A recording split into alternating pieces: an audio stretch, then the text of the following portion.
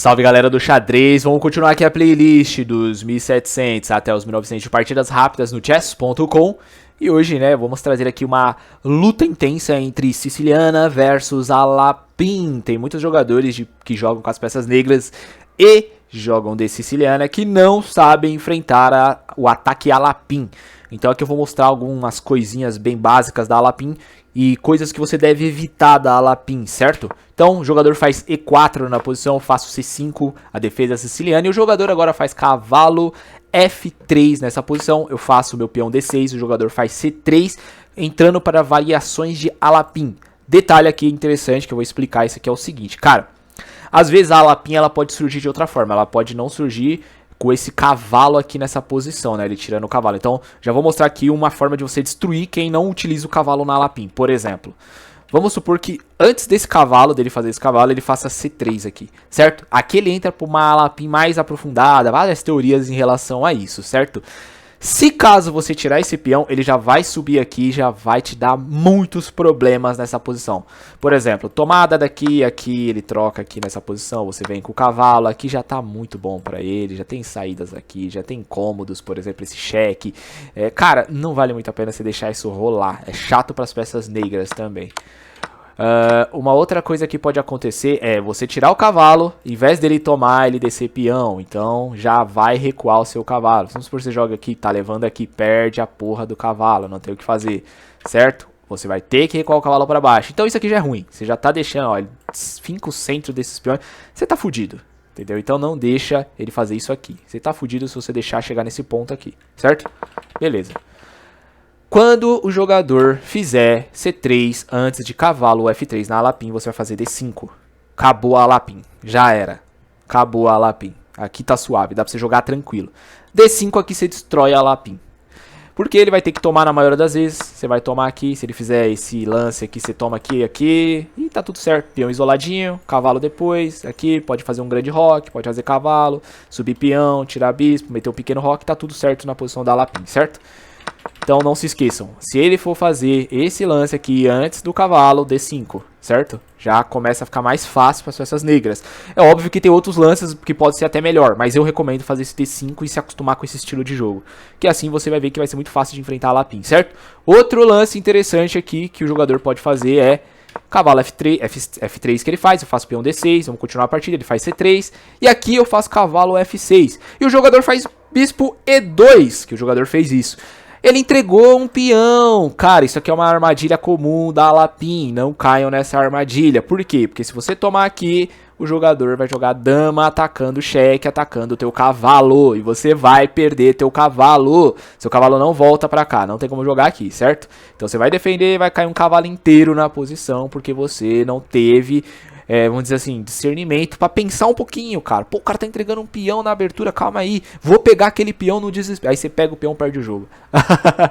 Entendeu? Então tomem cuidado, cara. Tomem cuidado com esse peãozinho aí que ele é sinistro, certo? Depois do bispo E2 ali que o jogador faz, eu faço peão G6, o jogador faz pequeno roque. Bispo G7, o jogador joga dama B3 na posição. A ideia de tentar atacar aqui ou atacar essa posição aqui, tá de boa. Pequeno roque. E agora ele avança o centro dele, ele tenta avançar o peão pra E5 ali, né? Atacando meu cavalo, atacando meu peão. E você não precisa se assustar nesse momento, cara. E detalhe, não tira cavalo, é um erro, viu? Tirar cavalo é ruim. Ou aqui, por exemplo, não tira cavalo, vai dar ruim pra você, não faça isso, certo? Toma, quebra a sua estrutura central, mas toma esse peão dele, certo? Então aqui toma o peão. Aí você deve estar pensando, caraca, olha esse cavalo, moleque, bruto. Não, sem desespero, sem medo. É aquilo que eu falei. Tu tá jogando de peças negras, entendam uma coisa. Quem que tem obrigação de ganhar a partida? Não é você. Não, de novo, não é você que tem obrigação de ganhar com as peças negras. Se você tá de peças negras, é pra você no mínimo empatar. No mínimo empatar. Você não busca pela vitória de peças negras, você busca por um empate. Entende? Porque as peças negras ela já tem a desvantagem de começar atrás na posição, na abertura. Você já tá jogando atrás, entendeu? Então quem tem que tomar as rédeas, quem tem que ir pra cima, quem tem que botar a pressão é as peças brancas. Então às vezes você trocar cavalo por cavalo branco, bispo por bispo, mais rápido possível, pra simplificar a posição e ficar bom para as peças negras é melhor. Entendeu? E quem tem, novamente, quem tem obrigação de vencer com as peças negras quem tem obrigação de vencer o jogo é quem tá jogando com as peças brancas. Coloquem sempre isso na cabeça de vocês, que vocês vão ver que vocês vão jogar diferente com as peças negras. Vocês não vão mais ficar dando uma de louco. Ah, vou jogar cavalo pra tentar dar mate, vou avançar os peões com as peças negras, é que eu quero dar mate. Não é obrigação sua dar mate com as peças negras. Obrigação sua é defender, aguentar o tranco e se o jogador de peças brancas vacilar, você engole o jogador e massacra e ganha porque o cara vacilou. Entendeu? Você vai defender com maestria. Se tiver que trocar as peças na malandragem mesmo, vai trocar as peças na malandragem mesmo. Vai levar para um final empatado e vai empatar. E na próxima partida tu ganha de brancas. Ponto. Lição de casa de hoje, hein? Nunca se esqueçam disso, certo? Ah, mas é que o jogador profissional, o GM falou diferente. Foda-se. Ai que tal GM falou. Foda-se. Foda-se. Eu não me importo com o que GM fala, brother. Eu me importo com o que eu faço. Dá certo o que eu faço.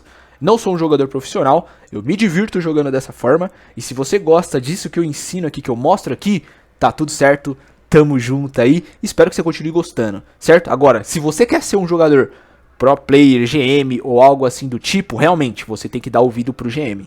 Tá ligado? Não pra mim. Porque o GM é GM, ele chegou lá, ele é GM, ele é profissional. Isso eu não vou tirar mérito do cara. Tá ligado?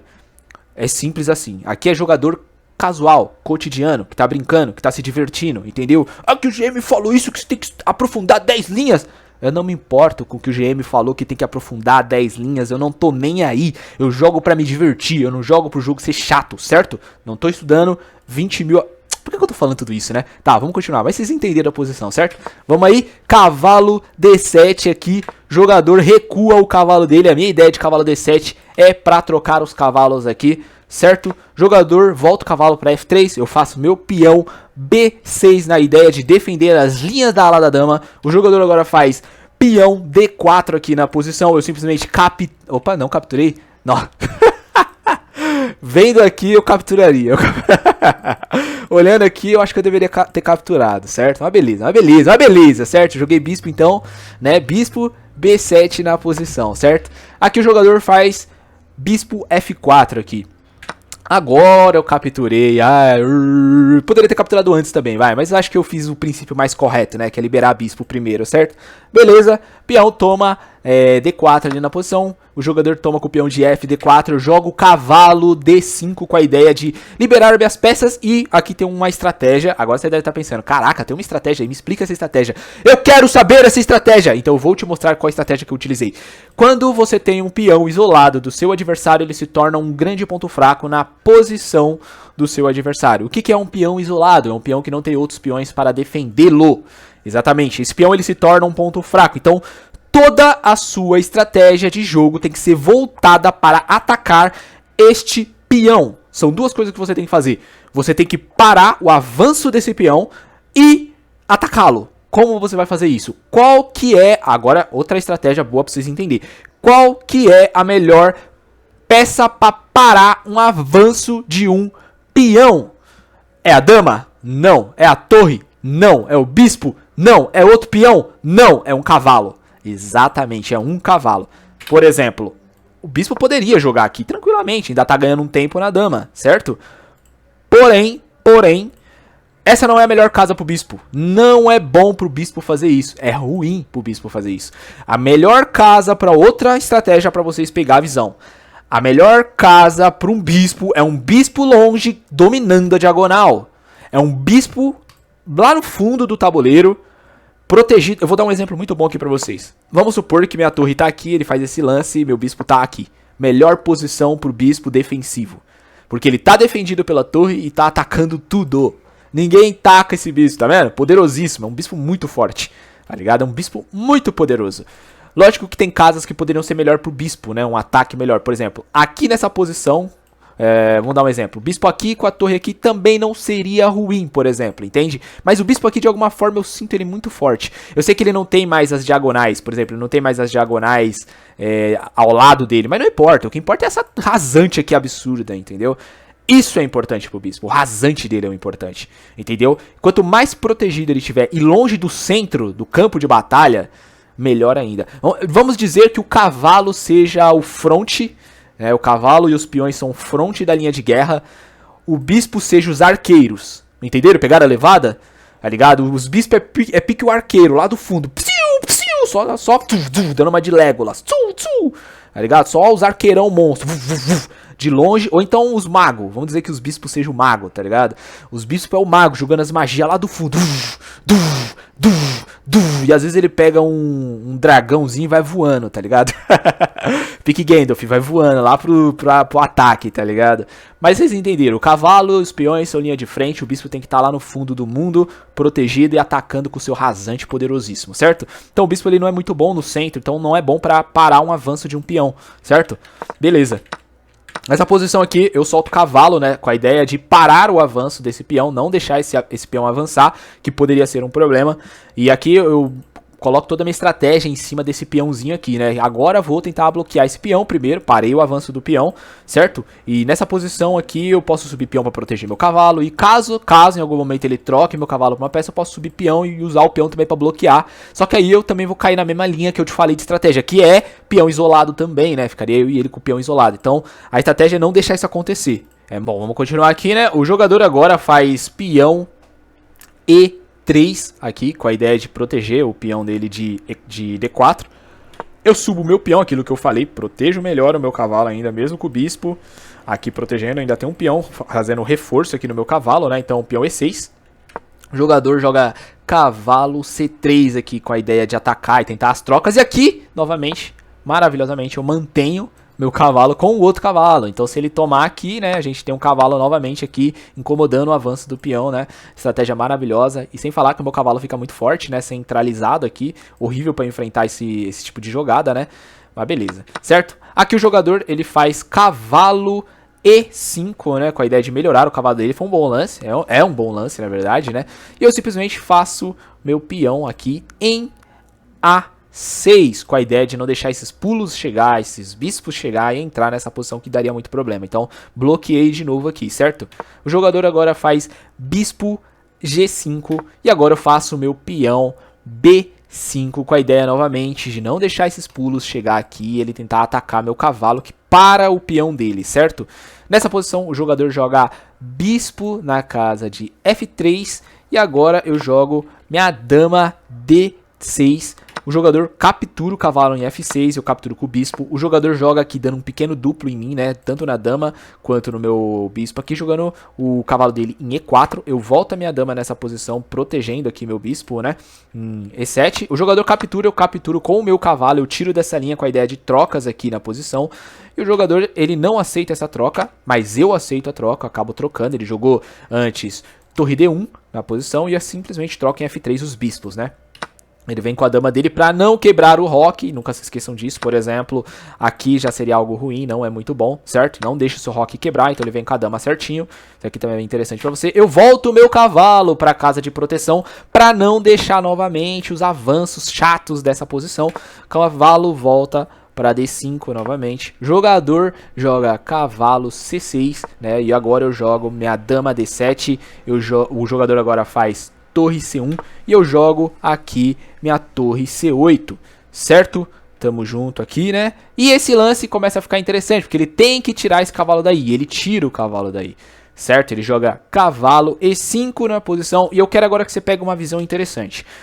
O jogador, ele sabe muito bem as posições da Alapim, tanto que ele jogou muito bem as posições da Alapim, jogou muito bem. Provavelmente é um jogador que estuda livros, provavelmente é um jogador que pega pesado, é um jogador que vai firme, né, nesses lances dos estudos dos livros e tudo mais. Só que aqui ele tá enfrentando um jogador muito duro, muito firme, que não erra, que entende de estratégia, que entende do jogo, e eu não vou entregar a posição tão fácil. E aqui o jogador... essa é aqui de novo, essa é a diferença muito grande entre os jogadores de 1800 e os jogadores de 2000 de rating. Não entregar a posição nunca, entendeu? Os jogadores de 2k de rate, eles não entregam a posição quando eles pegam bem a posição, assim, fincam bem a posição. Muito difícil eles entregar. Agora os jogadores de 1800 eles entregam, mesmo jogando muito bem assim a posição onde tá empatada aqui a partida, entende? Tá empatado, estrategicamente os dois estão bem, entende? E taticamente também, e peças também, quantidade de peças também, tá empatado. Porém, em algum momento o jogador erra. Os jogadores de 1800 acabam cometendo gafes, erros em algum momento. Por quê? Porque o jogo fica muito duradouro, fica muito difícil. O cara não consegue manter a força mental de estratégia, de tática, de velocidade, de entender o jogo rápido, de não conseguir calcular tão rápido. Tem muito essa também, entendeu? E outra, né? Aquilo que eu falei de linhas, dos mestres e tal, não entendam como desrespeito, só pra deixar bem claro, viu? Não entendam eu falar assim, não me importo com a opinião de um mestre ou algo assim. Não, essa não é a questão. É óbvio que o mestre xadrez, um GM ou algo assim, sabe muito mais do que eu. O cara é muito foda, óbvio. Aqui não entendam como algo de desrespeito. Mas o que eu tô querendo dizer é o seguinte, cara. Se você é um jogador casual, não importa o que um GM vai falar pra você, é indiferente. Tá ligado? Não importa o que um GM fala. Acaba sendo algo indiferente pra você, porque você não vai ser GM. Às vezes a linha de avanço, a linha de estratégia, de jogo que um GM tá pensando, é algo muito complexo, é algo muito avançado no xadrez.